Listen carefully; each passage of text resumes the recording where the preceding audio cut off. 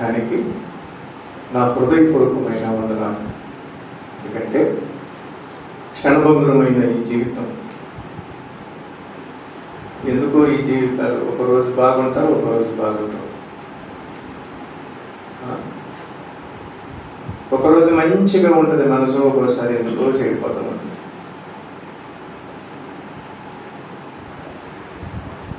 యుద్ధము మనుషులతో కాదు మనం చేసేది. ఎవరితో అంటే ప్రధానులతోనూ అధికారులతోనూ ఆకాశ మండలం ముందున్న దురాత్మల సమూహాలు. తనవాళ్ళు తన చెప్పిన మాట విన్నవాళ్ళు జోలికెళ్ళవు.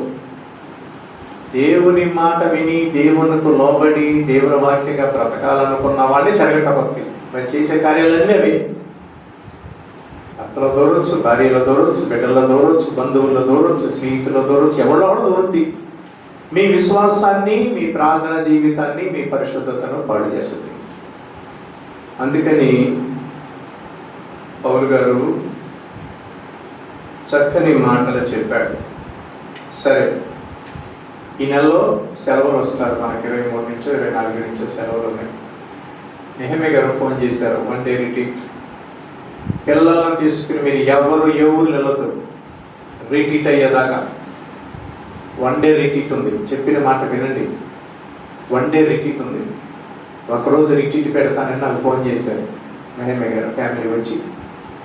మరి ఈ నెలలోనే,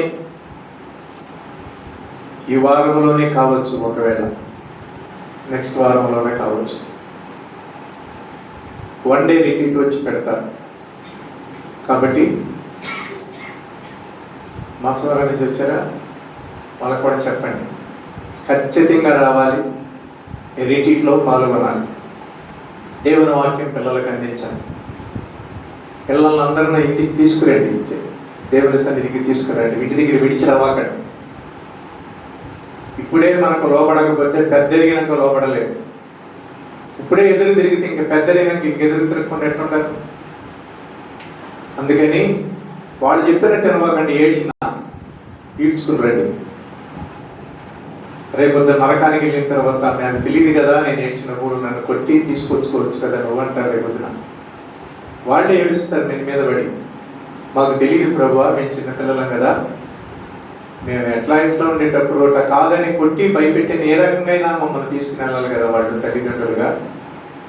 కాబట్టి మాకేమవుద్దని వదిలేశారు, కానీ ఈ రోజున మేము నరకంలో ఏడవలసి వస్తుందని ఏడుస్తారు. కాబట్టి బిడ్డలన్న మాత్రం ఖచ్చితంగా రిట్రీట్లో ఉండాలి. మీరు ఎక్కడికి వెళుతున్నా నాకు చెప్పాలి, వెళ్ళకూడదు, వెళ్ళినా వచ్చేయాలి. రిట్రీట్ సమయానికి మీకు అందరికి ఫోన్లు చేస్తాను. రేపు సెలవులు అయింది, మరుక్షణమే వస్తానని చెప్పారు. వచ్చిన తర్వాత మీకు రిట్రీట్ ఉంటుంది, 1 డే రిట్రీట్. చిన్న పిల్లలకి గుర్తుపెట్టుకోండి, దేవుని ఆజ్ఞలను చక్కగా దేవుని మాటలు పాటలు మీరు పోయిన సంవత్సరం నేర్పినట్లుగా మళ్ళీ ఇప్పుడు నేర్పుతారు. దాని విషయం కూడా మీరు ఆలోచించండి, ప్రార్థన చేయండి. రిట్రీట్కి పేర్లు పంపడం జరిగింది. ఎవరు పంపమన్నారో వాళ్ళ పేర్లే పంపడం జరుగుతుంది. మనకు నెట్ ఉంటే బాగుండు. ఈ నెట్తో ప్రాబ్లం అయిపోయింది. పోయిందంటే డబ్బులు తీసుకుంటాడు అతను, మళ్ళీ వెళ్ళేసరికి పోతే మళ్ళీ ఈ వారి పేర్లు కొట్టేదానికి 2 సార్లు నన్ను ఇబ్బంది పెట్టేసి. మనిషి 100 రూపాయలు అంటాడు పేరుకి, అది కొట్టాల్సి వస్తుంది. అదేంటో మరి అర్థం కాలేదు. మెయిల్ ప్రతి మనిషికి అలా కొట్టాల్సి వస్తుంది. ఏజ్ కొట్టాలా, ఎప్పుడు మారు మనిషి పొందారు, ఎక్కడ సెంటరు, ఈమెయిల్ కావాలి, అందరికి ఈమెయిల్ కావాలంటే ఎక్కడ తేవాలి?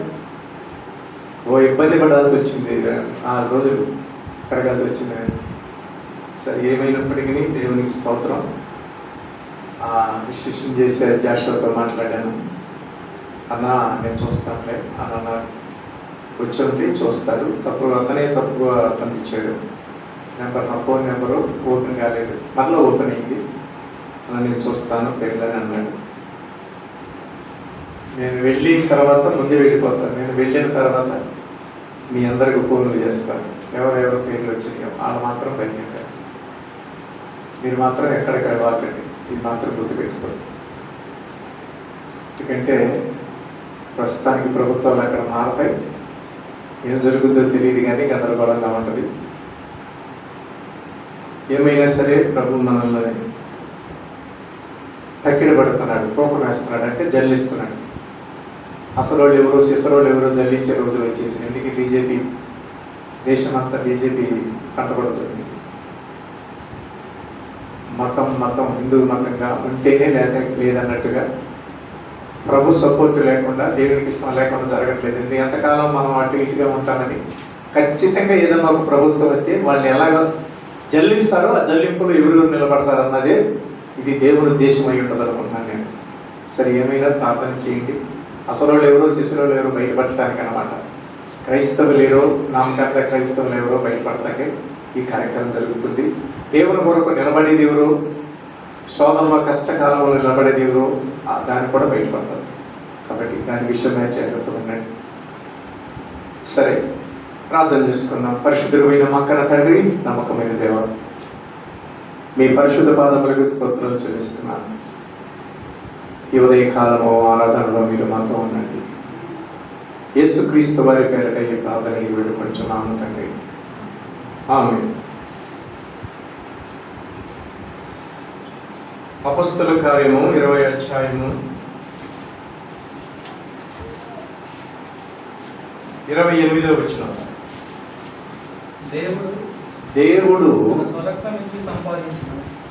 దేవుడు తన స్వరక్తమిచ్చి సంపాదించిన సంఘము. ఏ సంఘం ఇది? క్రీస్తు సంఘము. అంటే క్రీస్తు తన రక్తమిచ్చి సంపాదించుకున్నాడు. గుర్తుపెట్టుకోండి, మన పిల్లలను తల్లిదండ్రులు ఇద్దరు రక్తం కలిస్తేనే బిడ్డలు. అంటే ఇద్దరికి హక్కు ఉంది పిల్లల మీద. తల్లికే కాదు తండ్రికి ఉంది, తండ్రికే కాదు తల్లికి ఉంది. సంఘము క్రీస్తు రక్తము చేత అప్పుడు మీ బిడ్డల మీద మీకు ఎంత హక్కు ఉంటుందో, ప్రేమ ఉంటుందో, ఎలాగ మీరు చేరదీస్తారో, మీ పిల్లల్ని ఎలా కాసుకుంటారో, తండ్రి అయిన దేవుడు తన కుమారుడైన యేసుక్రీస్తు వారి ద్వారా సంఘాన్ని రక్షించుకుని పరిశుద్ధాత్మను కాపుదలగా ఇచ్చాడు. పరిశుద్ధాత్మ కాపాడుకుంటున్నాడు ఈ సంఘాన్ని. అందుకే దేవుడు తన సేవకులను కూడా ఏర్పాటు చేసి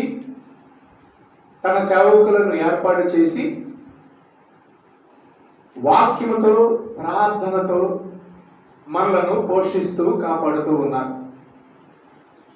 మీరు జాగ్రత్తగా ఈ ఉదయ కాలము దేవుని మాటలు వినాలి, సత్యాన్ని తెలుసుకోవాలి. కాబట్టి ఈ సంఘాన్ని జాగ్రత్తగా కాపాడుకోవాలి. రక్తం ఇచ్చి కొన్నాడు కాబట్టి నువ్వు జాగ్రత్తగా ఉండాలి అంటున్నాడు. మనం జాగ్రత్తగా ఉండాలి.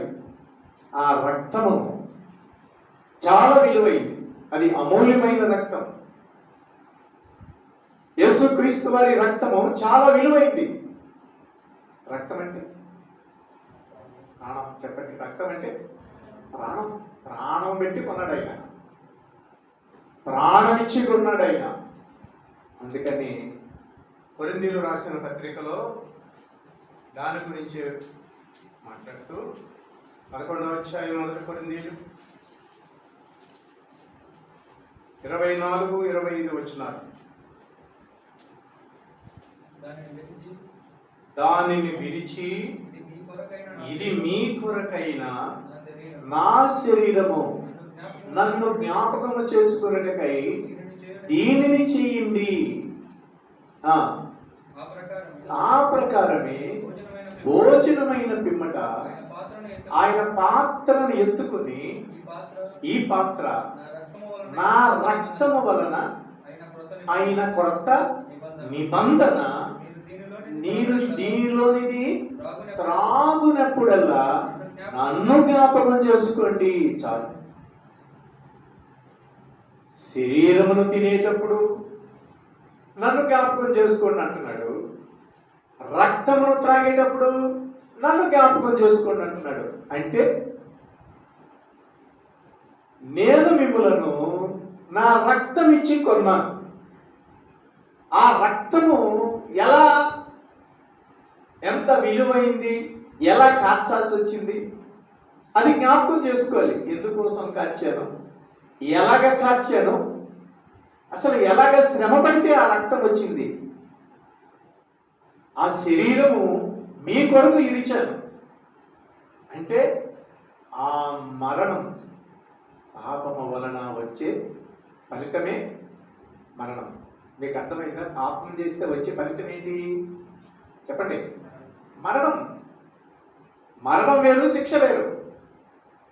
మీకు అర్థమవుతుందా? రోగం వచ్చింది, జబ్బు వచ్చింది అనుకో చచ్చిపోతామంటే అది మరణం, అందరికి వచ్చేది.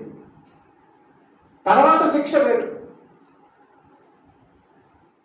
తర్వాత శిక్ష వేరు. జాగ్రత్తగా మీరు దేవుని మాటలు వినాలి, సత్యాన్ని తెలుసుకోవాలి,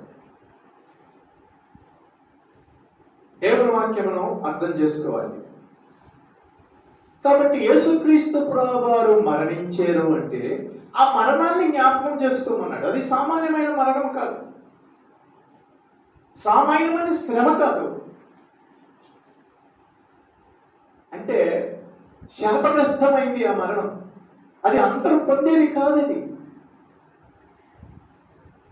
అందరూ పడే బాధలు కాదు. అది సృష్టికర్త అయిన నీ పాప విషయమై నువ్వు చనిపోవాలి, నీ పాప విషయమై నువ్వు శిక్ష అనుభవించాలి. కానీ ఆ శిక్ష యేసుక్రీస్తు వారు మన మీద లేకుండా చేయటానికి మరణ శిక్షను అనుభవించాడు. దానిని జ్ఞాపకం చేసుకుంటూ, నన్ను జ్ఞాపకం చేసుకుంటూ కార్యక్రమం చేయండి. ఊరికే రాలేదు ఇది. అయ్యా, తల్లిదండ్రులు ఆస్తి సంపాదించిన ఊరికే రాలా. ఎంత కష్టపడితేనో సమకూర్చుతానో నీకు ఇచ్చారు. దాన్ని ఎలా పడితే అలా పాడు చేయలేదు. దుర్వ్యాపారం వల్ల పాడు చేశాడు చిన్నాడు. అలా పాడు చేసేవాళ్ళు అంటే దాని విలువ తెలియట్లేదు చాలా మందికి. నామకార్థంగా ఏదో అలవాటుగా ప్రభు శరీరం రొట్టె తినేయటం, ఆయన గిన్నెలోది త్రాగటం అంటే అలవాటు అయిపోతుంది చాలా మందికి. ఒక భయము వణుకుతూ ప్రభు ప్రేమను, శిలువ ప్రేమను, మరణాన్ని జ్ఞాపకం చేసుకుంటే వీలు లేకుండా పోతుంది. అది ఊరికే ఏంటో అలవాటుగా అన్నం తినేసినట్టు తినేస్తున్నారు. అలా చేయకూడదు, చాలా జాగ్రత్తగా ఉండాలి. అందుకే అక్కడ రాశాడు 11వ అధ్యాయం 1 కొరింథీయులు 20వ వచనం, మీరందరూ కూడి వచ్చుచుండగా మీరు ప్రభు రాత్రి భోజనం చేయుట సాధ్యం కాదు. ఏలయనగా మీరు ఆ భోజనం చేయనప్పుడు ఒకరికంటే ఒకడు ముందుగా తన మట్టుకు తానే భోజనం చేయుచున్నాడు. చూసారా? మీ మట్టుకు మీరే భోజనం చేస్తున్నారు. ఇంకేమంటున్నాడు 19లో, మీలో యోగ్యులైన వారెవరో కనబడినట్లు మీలో భిన్నప్రాయములు ఉండగా, భిన్నప్రాయాలతో ఆమె కంటే నేను మంచోడిని, అతని కంటే నేను మంచోడిని, ఒకళ్ళ కంటే నేనే మంచోడిని ఏలుటి చూపి తిరస్కరించే ఆ ఆలోచన అసలు ఉండకూడదు. మనలో భిన్నాభిప్రాయాలు ఉండకూడదు. రొట్టె తీసుకునే వారిలో, ప్రభు శరీరం తీసుకునే వాళ్ళలో భిన్నాభిప్రాయాలు ఉండకూడదు. ఒకరిని తృణీకరించడం, ఒకరిని ఏలు పెట్టి తిరస్కరించడం, కక్షలు పెంచుకోవటం, కోపాలు పెంచుకోవటం, ఇలాగా అవన్నీ అసలు క్రైస్తవుడికి ఉండకూడదు. ప్రభు మిమ్మల్ని క్షమించిన ప్రకారం మీరు కూడా క్షమించాలి. క్షమాపణ అడిగారా? క్షమించటమే. మామూలుగా నువ్వు మర్చిపోయాలి, క్షమించేయాలి. అయితే నేను క్షమాపణ అడిగితే తప్పకుండా క్షమించాలి. నేను క్షమించటానికి అర్హత లేదు, పాపం లేదు. ప్రతి మనిషి ఎదుట మనిషిని క్షమించటానికి క్షమించలేనటువంటి పాపం లేదు, లేనటువంటి పాపమే లేదు. ఎందుకని? ప్రతి పాపమును యేసుక్రీస్తు రక్తము కడుగుతుంది కాబట్టి. యేసు ప్రభు క్షమించాడు కాబట్టి సిలువలో నీవు కూడా క్షమించాలి. క్షమాపతో క్షమ హృదయము కలిగి ఉండాలి. కాబట్టి క్రైస్తవుడిగా ఆరాధనలో పాల్గొనేటప్పుడు ఆయన ప్రేమ, ఆయన సిలువ ప్రేమ, మరణ వేదన జ్ఞాపకం చేసుకోవాలి. మామూలుగా తీసుకోకూడదు. నీవు పరీక్షించుకోవాలి. భిన్నాభిప్రాయాలు మనలో ఉండక తప్పు ఉండకూడదు. అవి తీసేసుకోండి. జాగ్రత్తగా ఉండాలి. అందరి కోసం తన ప్రాణం పెట్టాడు, తన రక్తమును చిందించాడు. ఆయన శిలువ ప్రేమను జ్ఞాపకం చేసుకోవాలి. ఆ సంఘము ప్రభు వచ్చేదాకా ఈ కార్యక్రమం శిలువ ఆయన జ్ఞాపకం చేసుకుంటూ మర్చిపోకుంటూ ఆయన రాకడ కొరకు ఎదురు చూస్తూ ఉండాలి సంఘం అంటే. అందుకే కదా బుద్ధి కలిగిన వారు ప్రభు రాగానే ఆయనను ఎదుర్కొన్నారు. వాళ్ళ దీపాలు వెలుగుతూ ఉన్నాయి, వాళ్ళ ఆత్మీయ జీవితం వెలుగుతూ ఉంది. కాబట్టి వాళ్ళు ప్రభువుని ఎదుర్కొన్నారు. ఎందుకు మనకి ఈ కార్యక్రమం చేస్తున్నామంటే రేపు ప్రభువుని ఎదుర్కోవాలి. రేపు ప్రభువుని మనం ఎదుర్కోవాలి, ఆయనను కలుసుకోవాలి. మేఘమండలాల మీద కలుసుకుంటాం, మేఘాల మీదకి వెళతాం, ఆయనను ఆకాశ మండలంలో యేసుక్రీస్తు వారిని కలుసుకుంటాం. ఇక్కడే ఆకాశ మండలంలోనే కలుసుకుని అక్కడ నుంచే పరలోకానికి వెళ్ళిపోతాం. అంతకుముందు పరదేశంలో ఉన్న వాళ్ళు బయటకు వస్తారు, పాతాళంలో ఉన్న వాళ్ళు బయటకు వస్తారు, సమాధిలో ఉన్న వాళ్ళందరూ బయటకు వస్తారు, ఎక్కడెక్కడ చనిపోయిన వాళ్ళందరూ కూడా లెక్కిస్తారు. సజీవులైన నీవు కూడా ప్రభు దాకా నువ్వు మరణించేదాకా ఓపిక పెట్టుకుని నమ్మకంగా ఉంటే, నువ్వు మరణించేదాకా ప్రభు వచ్చేదాకా ప్రభుని జ్ఞాపకం చేసుకుంటూ ఆయన రక్తాన్ని, ప్రేమను, ఆ శిలువ త్యాగాన్ని జ్ఞాపకం చేసుకుంటూ ఉంటే, మర్చిపోకుండా ఉంటే. అందుకే చూసావా, ఎప్పుడు పిల్లలు తల్లిదండ్రులు ఫోన్ చేస్తారు, ఎంత దూరం ఉన్నా తల్లిదండ్రులు కూడా బిడ్డలకు ఫోన్ చేస్తూ ఉంటారు. ఎందుకంటే ఆ ప్రేమ అభిమానం మర్చిపోకూడదు. మా మనవరాలు 2 రోజులు 3 రోజులు ఫోన్ చేయాలి అలా ఉన్నది. నాకంటే చూసేవా నాకు ఫోన్ చేయట్లేదు, నాకు ఫోన్ చేయట్లేదు అంటే ఏంటి, రోజు 2-3 సార్లు 4-5 సార్లు ఫోన్ చేసుకుంటారండి. 2 రోజులు ఫోన్ చేయాల, నేను బిజీలోనో ఆ పనిలో ఉండి ఆ డ్యూటీలో వేసారంట. ఇంకా అలా అమ్మమ్మ కొట్టకలాడుతుంది. మనవరాలు చూసి ఫోన్ చేయలేదు నేను ఫోన్ చేసి మా ఫోన్ చేయలేదంట అని అంటే ఇంకా అప్పుడు ఫోన్ మళ్ళీ స్టార్ట్ చేసింది. ఎక్కడ తద్దయా ఇట్లా డ్యూటీకి వెళ్ళాల్సి వచ్చింది, ఇట్లా రాసుకోవాల్సి వస్తుంది, దానికోసం చేస్తాను, ఎందుకు చేయట్లేదు, ఒక్కోసారి ఎత్తట్లేదు అని అంటాం. అంటే కనెక్షన్ అన్నమాట. అలా ఒక అభిమానం ఫోన్ చేస్తూ ఉంటుంటే మాట్లాడుకుంటుంటే ఏంటంటే అభిమానం పెరుగుతూ ఉంటుంది, అభిమానం అనేది పెరుగుతూ ఉంటుంది, ప్రేమ పెరుగుతూ ఉంటుంది. ఇలాగా ఆరాధనలో మనం పాల్గొంటూ ప్రభుని ఆరాధిస్తానంటే ఆయనకి మనకి దగ్గర సంబంధం, దగ్గరున్నట్లుగా కలుసుకున్నట్లుగా మాట్లాడుకున్నట్లుగా ఉంటుంది. అదనమాట అభిమానం, ప్రేమ, ఆ త్యాగం రోజు జ్ఞాపకం చేసుకుంటూ ఉంటాం. ఆరాధన తీసుకున్నప్పుడల్లా, ప్రభు శరీరమును తినేటప్పుడల్లా, ఆయన రక్తం తాగినప్పుడల్లా ఆయనను జ్ఞాపకం చేసుకున్నట్టు నన్ను జ్ఞాపకం చేసుకుంటే చేయండి. అప్పుడేనా రోజు జ్ఞాపకం చేసుకుంటాం, కానీ ఇది ఎక్కువ జ్ఞాపకం చేసుకోవాలి భయభక్తుల్లో. కాబట్టి ప్రియులారా, ప్రభువుని జ్ఞాపకం చేసుకునేట్టుగా ఈ కార్యక్రమం. ప్రభువునంటే ఆయన ప్రేమను, మరణాన్ని, ఆయన శ్రమలను, శిలువను జ్ఞాపకం చేసుకోవాలి. ఇప్పుడు ప్రతి మంగళవారం ఏదో ఒకటి ఇక్కడ కుటుంబ ప్రార్థనలాగా మనం ఎందుకు పెడుతున్నాం అంటే సంఘపరంగా ఒకరికొకరు ప్రేమను చూపుకుంటానికి, ఒకరు ఆతిథ్యం ఇచ్చుకోవటానికి. ఎబ్రీయుల పత్రికలో ఉంది, ఒకరికొకరు ఆతిథ్యం ఇచ్చుకోవటానికి, ఒకరికొకరు ప్రేమను కలుపుకోవటానికి, కలిసి మాట్లాడుకోవటానికి, కలిసి ప్రార్థన చేసుకుంటానికి సంఘంలో మనం ఒకరికొకరు అలాగా చేయటం వల్ల ఒక అభిమానం, ఒక ప్రేమ అలా కలుగుతూ ఉంటుందని దాని విషయమై చేయాల్సి వచ్చింది. ఆదివారం వస్తున్నారు, ఎవరి ద్వారా వెళ్ళిపోతున్నారు, మళ్ళీ ఎప్పుడో ఆదివారం వస్తున్నారు, ఎవరి ద్వారా వెళ్ళిపోతున్నారు. అలాగే మనం కలిసి ప్రార్థన చేసుకుంటాం, ఒకరికొకరు మాట్లాడుకుంటాం, ప్రేమను పంచుకుంటాం, ఒకరికొకరు ఆతిథ్యం ఇచ్చుకుంటాం. ప్రేమను చూపుటకు సత్కార్యములు అంటే మర్యాదలు ఒకరికొకరు మర్యాద చేసుకుంటాం. దీనివల్ల అలా ఉండటం వల్ల ఒక అభిమానం, ప్రేమ అనేది పెరుగుతుంది. దానికోసం ఈ కార్యక్రమం చేయాల్సి వస్తుంది. మీరు ఆలోచించండి, అట్లా కలిసి ఉంటాం. మీరు అక్కడికి వెళ్ళటం, బంధుత్వం అంటే ఏంటి? వాళ్ళ ఇంటికి మనం వెళ్తాం, మన ఇంటి వాళ్ళే వెళ్ళటం, వాళ్ళ కార్యక్రమాలు మనం పాల్గొంటాం, వాళ్ళ కార్యక్రమం మన కార్యక్రమాలు పాల్గొనటం వల్ల అభిమానం ప్రేమనే పెరుగుతుంది.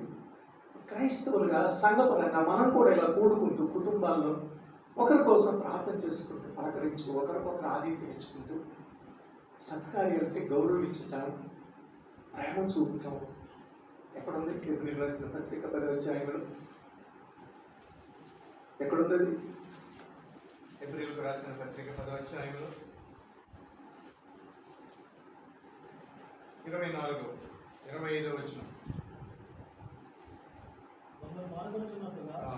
సమాజంలో కూడుకున్నట మానక ఒకరినొకరు హెచ్చరించుకుంటూ ఆ దినము సమీపించిన చూచుట కొలది. అంటే యేసుక్రీస్తు రెండో రాకడ వచ్చే దినము సమీపించింది మీరు చూస్తున్నాం కదా. ఆ చూసే కొలది మరి ఎక్కువగా అలాగు చేయించు ప్రేమను చూపటానికి, సత్కార్యం ఉంది కదా, సత్కరించి గౌరవించుకోవటానికి ఒకరినొకరు పురికొల్పవాలని ఆలోచిద్దాము. ఒకరికొకరు పురికొల్పుకోవాలి, బలపరుచుకోవాలి, ప్రేమను చూపాలి, సత్కారం చేసుకోవాలి, గౌరవించుకోవాలి, ఆతిథ్యం ఇచ్చుకోవాలి. ఇలాంటి చేయటం వల్ల మనకు అభిమానము, ప్రేమ పెరుగుతుంది. దేవుడు వెళ్ళిపోయి నువ్వెవరో నాకు తెలియదు అన్నట్టు. అప్పుడు ఏంటంటే రోజు ప్రార్థన చేయడానికి అవకాశం ఉంటుంది. ప్రార్థనలో వాళ్ళ కోసం ఒక భారం అనేది ఉంటుంది. మీకు ఎన్ని పనులున్నా జాగ్రత్తగా మంగళవారం కుటుంబంలో తగ్గించి కలుసుకోవాల్సింది. మంగళవారం రాజేష్ ఎలిజబెత్ కుటుంబంలో 10:30 గంటలకు ఖచ్చితంగా ఉదయం అక్కడ ఉండాల్సిందే. సాయంకాలం కాదు, ఉదయకాలం ఉండాల్సిందే. 10:30 కల్లా స్టార్ట్ చేయాల్సిందే ప్రార్థన. అది మాత్రం గుర్తుపెట్టుకోండి. అలాగనమాట. దూరం ఎండ అని అనుకోవకండి. మీరు చెప్పే మాటలు మీరు ఆలోచించండి. ప్రభు ప్రేమను చూపించండి. క్రీస్తు ప్రేమను కలిగి ఉన్నాం. ఒకరినొకరు పురికొల్పుకుందాం, సత్కార్యాలు చేద్దాం, గౌరవించుకుందాం, ప్రార్థన చేసి బలపరుచుకుందాం. ప్రభు వస్తున్నాడు, రక్తం ఇచ్చి కొన్నాడు మనల్ని, తన బిడ్డలం. మనం ఏక శరీరం, ప్రభు శరీరం. మనం ఆయన శరీరములో అవయవములు మనమంతా. ఆయన శరీరమే మనము అవయవాలం. ఆయనలో ఇమించిపోయాము. కాబట్టి ప్రియ దేవుని బిడ్డలారా, జాగ్రత్తగా ఉండండి. శ్రమలు రాక తప్ప, శోధనలు రాక తప్ప, నిందలు రాక తప్ప, అవమానం రాక తప్ప. అలా వస్తేనే నువ్వు ధన్యురాలు, నువ్వు ధన్యుడు. నొప్పులు లేకుండా ఏ తల్లి బిడ్డలు కనదు. క్రైస్తవుడుగా నీకు నీతిగా బతికేటప్పుడు నీకు నిజంగా నిందలు వస్తాయి. చేయకపోయినా చేసామంటారు, తప్పు చేయకపోయినా చేసామంటారు, లేనిపోని అన్నించి కనబడతాయి. అయినా సరే నువ్వు వచ్చుకో. నువ్వేం చేయాలి? అప్పుడు ప్రభువును చూసుకోవాలి. ఈ శిలువ ప్రేమను చూడాలి, ఆయన త్యాగాన్ని చూడాలి, ఆయన కృపను చూడాలి. నీకోసం ఎండలో బాధపడ్డాడు, ఎరుసలో వీధిలో వీడవ పడ్డాడు. ఆయన కంటే నువ్వేమి శ్రమలు పడ్డావు? నువ్వు రక్తం ఏమైనా కాచేవా? రక్తం కారినంత శ్రమలే నువ్వు పడలేదు కదా ప్రభు కొరకు. అంత కఠినమైన నిందలే నీకు లేవు కదా. అందుకని ప్రియ దేవుని బిడ్డలారా, ఆ శిలువ త్యాగాన్ని జ్ఞాపకం చేసుకో. అందుకని నా నిమిత్తము జనులు మిమ్మల్ని హింసించి మీ మీద చెడ్డమొదలు పలికితే మీరు ధన్యులు. సంతోషించండి, పరలోకమందు మీకు ఫలం ఉంది. సంతోషంగా ఉండండి, బాధపడవకండి, పరలోకంలో దేవుడు మీకు ఫలం ఇస్తాడు అన్నాడు. మాటలు జ్ఞాపకం చేసుకుని ఓదార్చుకుంటాను. ఎవరు ఓదారుస్తారు మనల్ని?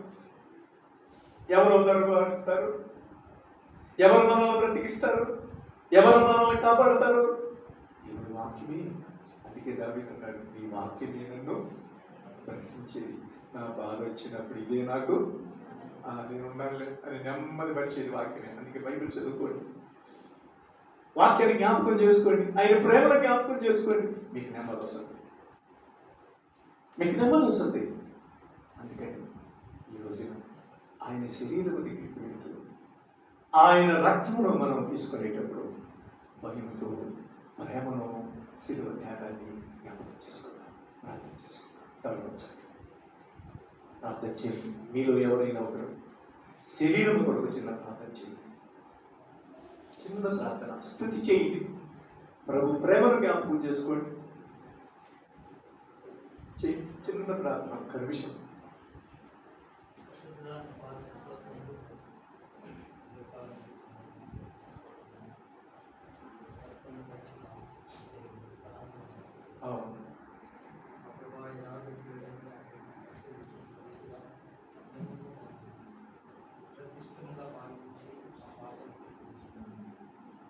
ఆహ్లాదకరం